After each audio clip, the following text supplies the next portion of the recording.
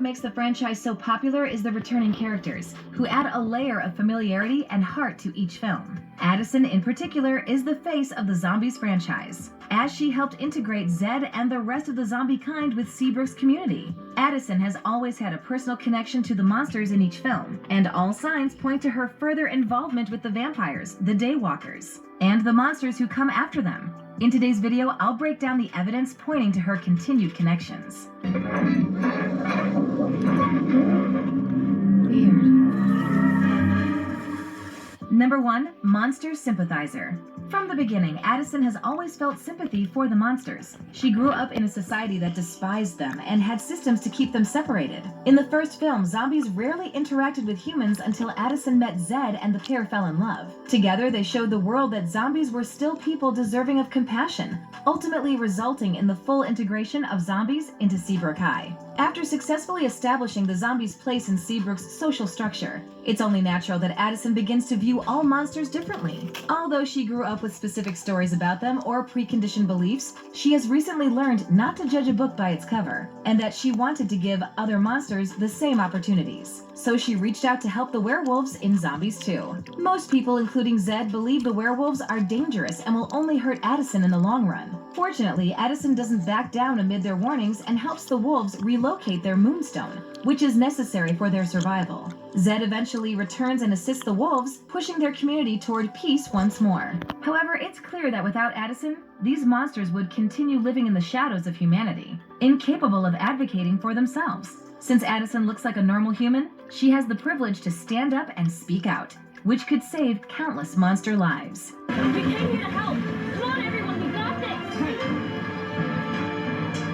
Hurry before it's too late! Number 2. Alien Heritage.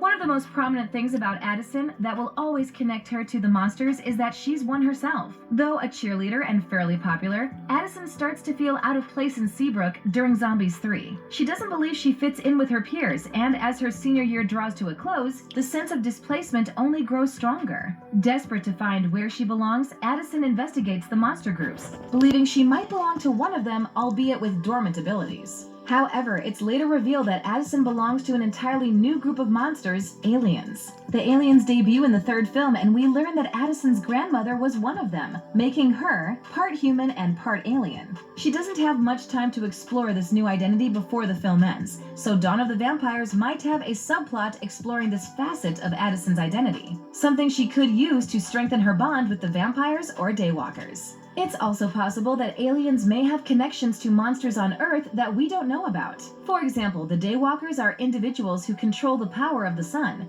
They can summon their light and use it as a weapon, a source of light, or a means to provide warmth. Controlling the sun's heat is impressive, and given that the sun is a massive star that the Earth depends on, I wouldn't bat an eye if aliens have taken an interest in Daywalkers and their ability to harness its power. If Addison maintains a connection with the aliens she met in the previous movie, she could also act like their agent on Earth, gathering information for them and meeting with people when necessary, allowing aliens and humans to coexist peacefully, like all the monsters who have come before them in Seabrook. I can respect that her mother chose to leave her former life behind and have a fresh start, but Addison cares about her heritage and where she comes from. If her background as an alien could earn her the trust of nervous monsters, then she should use it as a tool to reach common ground with them, be it through conversation or breaking the ice with the most shocking piece of information she has.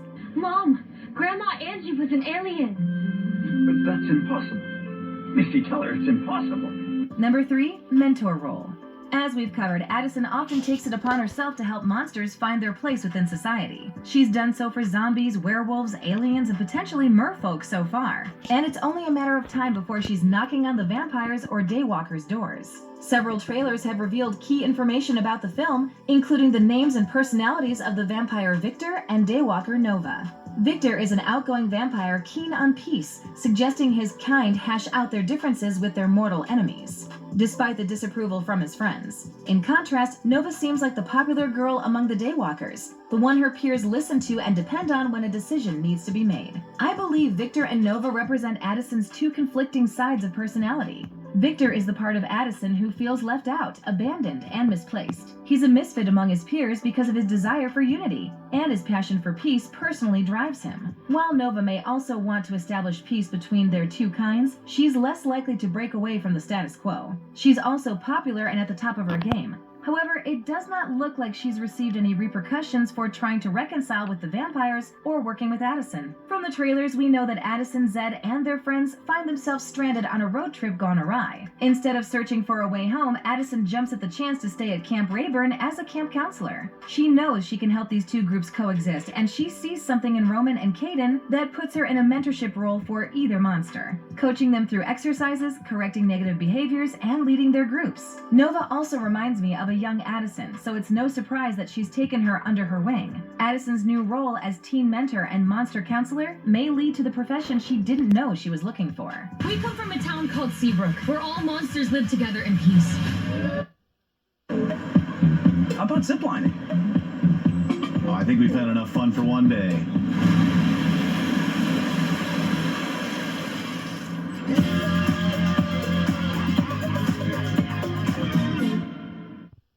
These dishes just aren't getting clean. Problem isn't your machine. It's likely your detergent. I recommend switching to Cascade Platinum Plus. These new pods have the grease-fighting power of Dawn, easily removing up to 100% of tough stuck-on foods. Cascade Platinum Plus. That is not gonna happen. Number 4, College Strain.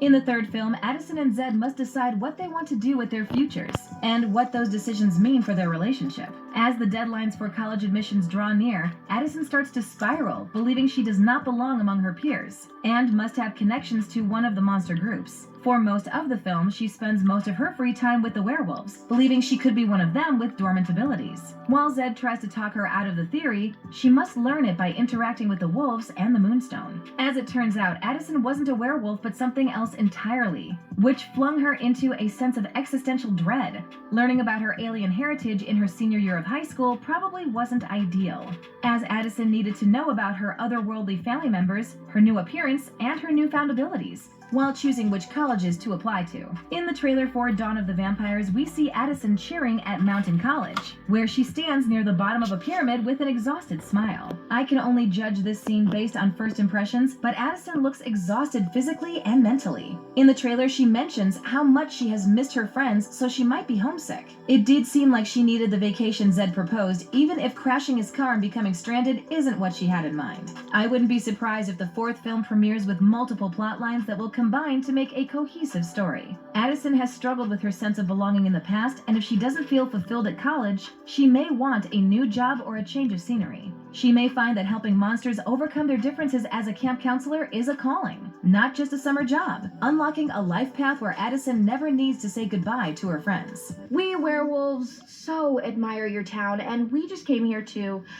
join your school. Undoubtedly, Addison will help bridge the gap between the vampires and daywalkers. Bringing people together by showing them at their best is her specialty, and she's not the type to give up without achieving success. Although she helped many monsters find homes in Seabrook, working as a counselor at Camp Rayburn may help her discover her true passion, connecting with others, helping them overcome their differences, and reaching their full potential. Addison will surely have a lot to learn during Zombies 4: Dawn of the Vampires, but she'll also have plenty to teach. Now everything is just being handed to the werewolves on a silver platter. Actually, they hate silver. I'm trying to win an election for my people. For you. Thanks for watching. If you enjoyed this video, hit that like button. Subscribe to our channel and turn on notifications to stay updated